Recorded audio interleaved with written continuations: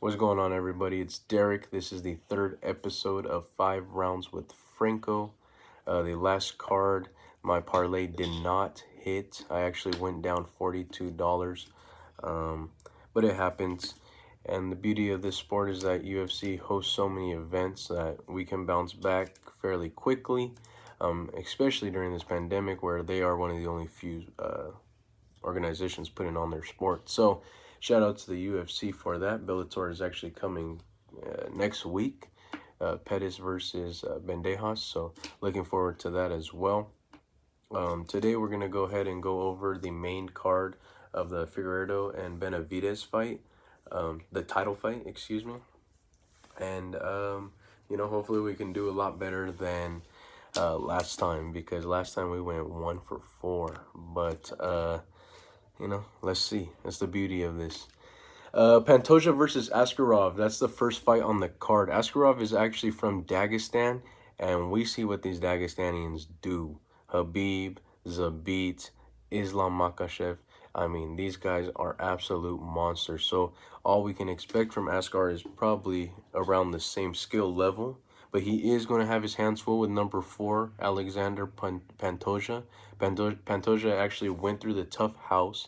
After the tough house, he formed a relationship with Cringe Hudo, Henry Cejudo, and Captain America Eric, and he got a lot of experience from that team.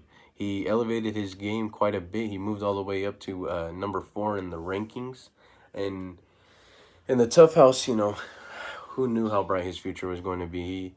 He was decent. So, with this fight, it's a little tough to call, but Pantoja was going to be a fill-in for the main event in case one of the fighters pulled out or didn't make weight, possibly.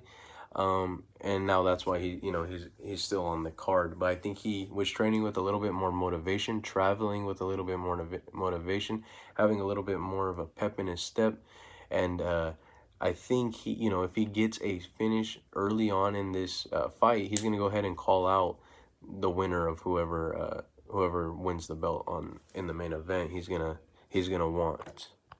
And so I think Pantoja will get this done. I do think they go all 3 rounds, and I think Pantoja will get his hand raised by a decision. And but this has potential fight of the night all over it. So I'm gonna go ahead and go with Pantoja with the decision win to start off the card. Next fight is Ariana Lipski versus Luana Carolina. This one is also going to be very good. Both these girls can go to the distance with no problems at all. And I think Lipski is going to get the edge here with the experience. I think she's going to go ahead and outpoint Carolina. I think she's going to pick her spots and then get out of there. I don't think she's going to want to stand right in front of Luana, because Luana does have some hands on her. But like I said, I think Lipski's IQ is a little bit higher just due to the experience.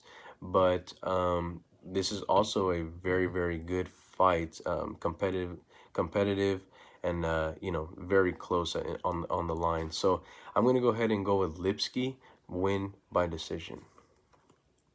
Next fight is Mark Diakesi versus Rafael Faziz.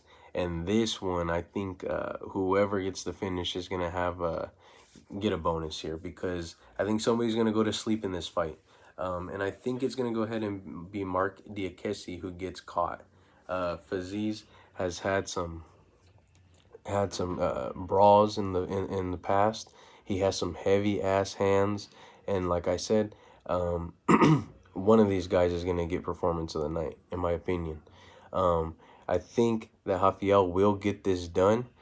He is the underdog, I believe, but it's all these fights on this card are very, very, very close. I think it's -160 for Mark Diakesi and plus 130 for Rafael. So it's fairly close. And like I said, I think Rafael is going to go ahead and get this done. I think he's going to get the knockout in the second round. But I think both these dudes are going to tag each other, because that's how both these guys fight. They don't just go down easily. But if I had to choose, I'm going to go Rafael Faziz, knockout, second round. And that brings us to the co-main event, Jack Hermanson versus Kelvin Gastelum. Kelvin Gastelum is personally one of my favorite fighters, especially since he is from San Jose, California, which is awesome. So this may be a little bit of a little tough one to call for me, just because Jack Hermanson is a monster. He's a beast. But I don't think Jack Hermanson has faced opponents like Kelvin Gastelum. Kelvin Gastelum has been in there with Darren Till. Kelvin Gastelum has been in there with Israel Adesanya, the champion. He has been in some wars. Potential fight of the year with Adesanya. That year they met. But I think Kelvin will go ahead and get this done.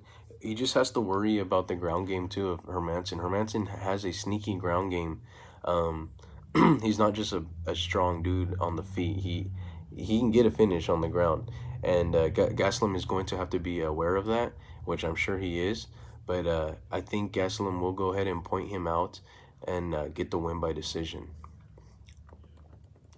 That brings us to our title fight, the main event.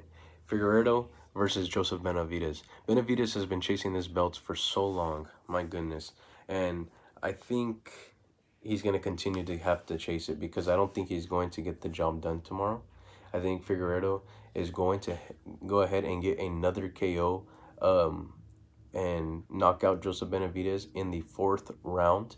And he will get his hand raised, keep the belt, and that may be all we see of Benavidez. You know, he's complained about headaches. He's complained about injuries and stuff like that. And, you know, kind of what they say, like Dana says, if you have 1 foot out, 1 foot in, you might as well put both out.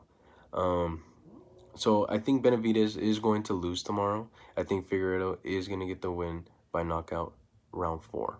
So with all that being said, the parlay I'm going to go ahead and go with tomorrow is I'm going to go Figueiredo. I'm going to go Rafael Fiziev. And then I'm going to go Alexander Pantoja. And then I'm also going to throw Montel Jackson on there. Montel Jackson is on the undercard, but Montel Jackson is somebody I've been following for quite some time now since he's been in the UFC. And this kid is strong. He is strong, he is quick, and he's smart, and he's hungry. This kid is going to be I don't know if he's going to be a big star, but he is going to be a big contender one day for sure. And he is on that path. And so that will be my parlay. I hope everybody enjoys the fights. I hope you enjoy these episodes. Thank you, everybody who tunes in, who supports. Like I said, even if I have 2 views on my videos, or 70 views, or 100 views, I appreciate everybody who watches them. I appreciate everybody who shares them. And I appreciate everyone who trusts me taking my advice, even though last card was sucky. But let's see how we bounce back tomorrow. Like I said, everyone enjoy the fights. Thanks for watching. I'm out.